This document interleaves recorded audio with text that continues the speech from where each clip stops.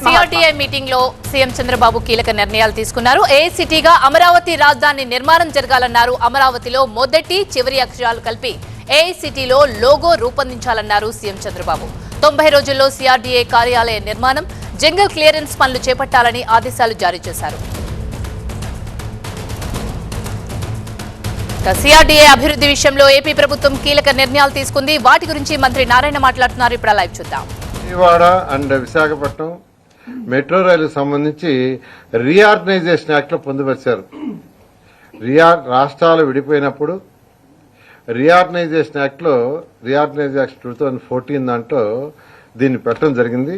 దీని మీద గతంలో చాలా ఎక్సర్సైజ్ చేసి యాక్చువల్ గా కేంద్రానికి పంపించాము. అయితే కేంద్రం అప్పుడే మేము కొత్త పాలసీ ఇస్తున్నాము, పాలసీ తెచ్చిన తర్వాత మీరు మళ్ళీ అప్లై చేయమని ఆపారు. అయితే ఇంతలేక ప్రభుత్వం మారింది. అయితే మళ్ళా దీన్ని ఇమీడియట్ గా టేకప్ చేయమని ముఖ్యమంత్రి గారు ఆదేశించారు. దాని మీద మళ్ళా యాక్చువల్ గా దీని మీద రీడిజైన్స్ అవన్నీ ప్లాన్ చేశారు. విజయవాడ తీసుకుంటే అది ఫేజ్ 1, ఫేజ్ 2. విజయవాడ ఫేజ్ 1 38.4 కిలోమీటర్లు, ఫేజ్ 2 27.8 కిలోమీటర్లు. ఫేజ్ 1లో పండిట్ నెహ్రూ బస్టాండ్ నుంచి గన్నవరం ఎయిర్పోర్ట్ దాకా. ఫేజ్ 2 వచ్చి Amaravati capital city. Phase 1, phase 2 రెండు యాక్చువల్ గా ఫేజ్ 1 అయితే 11,000 కోట్లు అవుతుంది, ఫేజ్ 2 14,000 కోట్లు అవుతుంది, మొత్తం 25,000 కోట్లు అవుతుంది. దీని మీద ముఖ్యమంత్రి గారు ఫేజ్ 1 కి సంబంధించి ఫస్ట్ ప్రాజెక్ట్ చేసి కేంద్రానికి సబ్మిట్ చేయమన్నారు. అదేవిధంగా విశాఖపట్నం మెట్రో కారిడార్ తీసుకుంటే అది ఫేజ్ 1, ఫేజ్ 2 ఉంది.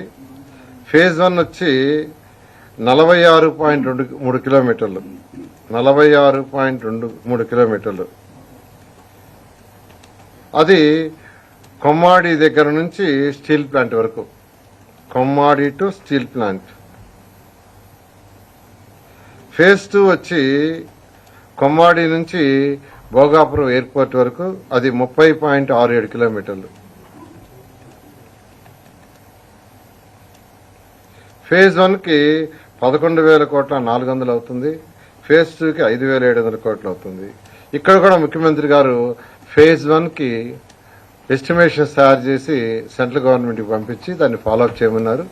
మరొక 15 days లో దీనికి సంబంధించి ఫేజ్ 1 సంబంధించి ఆల్రెడీ చేస్తున్నారు.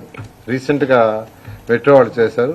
దాన్ని మళ్ళా సీఎం గారు చెప్పిన డైరెక్షన్ ప్రకారం ఈ రెండిట్లో ఫేజ్ 1 మెట్రోకి సంబంధించి ప్రాజెక్ట్ కంప్లీట్ గా చేసి కేంద్ర ప్రభుత్వానికి పంపించి, వాళ్ళు యాక్చువల్ గా 4 పాలసీలు ఉన్నాయి వాళ్ళ దగ్గర 4 పాలసీలు పెట్టారు. ఆ 4 పాలసీలో బెస్ట్ పాలసీగా అంటే రీఆర్గనైజేషన్ యాక్ట్ 2014లో ఉంది కాబట్టి కేంద్ర ప్రభుత్వాన్ని మొత్తం భరించమని మేము అడుగుతున్నాము. వాళ్ళతో యాక్చువల్ గా అప్లికేషన్ పంపించి వాళ్ళని అడిగి వీలైనంత తొందరలో ఈ ప్రాజెక్ట్ టేకప్ చేయడం జరుగుతుంది. రైట్, ఇదే అంశానికి సంబంధించి మరింత సమాచారాన్ని మా ప్రతినిధి ఈశ్వర్ అందిస్తారు. ఈశ్వర్, ఈ సమావేశంలో పలు కీలక నిర్ణయాలు తీసుకున్నారు. మంత్రి కూడా చాలా నిర్ణయాలకు సంబంధించి డీటెయిల్స్ చెప్పారు. ఇంకా పూర్తి అప్డేట్స్ ఏంటి?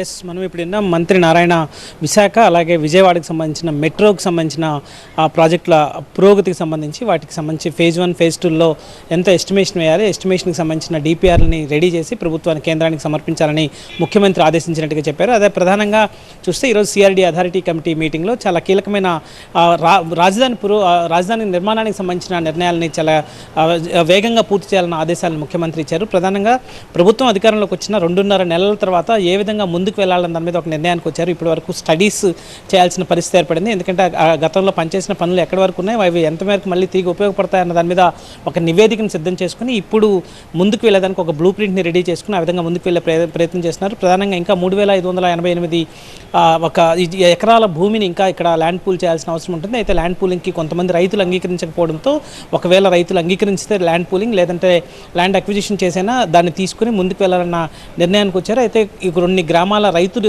ఈరోజు ల్యాండ్ పూలింగ్కి అనుకూలంగా వస్తున్నట్టుగా చెప్పారు. అయితే ఆ రైతులకి డెవలప్ చేసిన ప్లాట్లు ఇచ్చే విషయంలో కొన్ని టెక్నికల్ ఇష్యూస్ ఉన్నాయట్టుగా అధికారులు చెప్పారు. దానికి సంబంధించి కూడా రైతులతోనే మాట్లాడి సమస్యని పరిష్కరించాలని చెప్పారు. అలాగే గతంలో హ్యాపీనెస్ట్ పేరుతో ఒక ప్రాజెక్ట్ని తీసుకున్నారు. ఇక్కడ అమరావతి రాజధానిలో ఉండాలనుకున్న ఇతర ప్రాంతాలకు సంబంధించిన ప్రజలకు సంబంధించి ప్రభుత్వమే వాళ్ళకి అపార్ట్మెంట్ నిర్మాణాలని విల్లాస్ని ఇవ్వాలని హ్యాపీనెస్ట్ పేరుతో ఒక ప్రాజెక్ట్ని తీసుకొచ్చింది. అయితే అది కూడా గతంలో స్టాల్ అయిపోయింది కాబట్టి మళ్ళీ తిరిగి దాన్ని పునరుద్ధరించడానికి, అలాగే గతంలో అప్పుడు ఎవరైతే హ్యాపీనెస్ట్లో బుక్ చేసుకున్నారో వాళ్ళకి కొంత రిబేట్ ఇచ్చేందుకు అవసరమైన ప్రతిపాదనలు సిద్ధం చేయాలని ముఖ్యమంత్రి ఆదేశించారు. సో చాలా కీలకమైన నిర్ణయాలను ఈరోజు చర్చ జరిగింది. దానికి సంబంధించి ఎలా ముందుకు వెళ్ళాలి, రాజధాని నిర్మాణాన్ని వీలైనంత త్వరగా ఎలా ముందుకి 4 సంవత్సరాల కాలంలో రాజధాని నిర్మాణాన్ని పూర్తి చేయాలని నిర్ణయించుకున్నారు కాబట్టి దానికి సంబంధించిన బ్లూ ప్రింట్ని ఈరోజు ఆవిష్కరించిన ప్రయత్నం సీఎంఓలో జరిగింది. Right, thank you.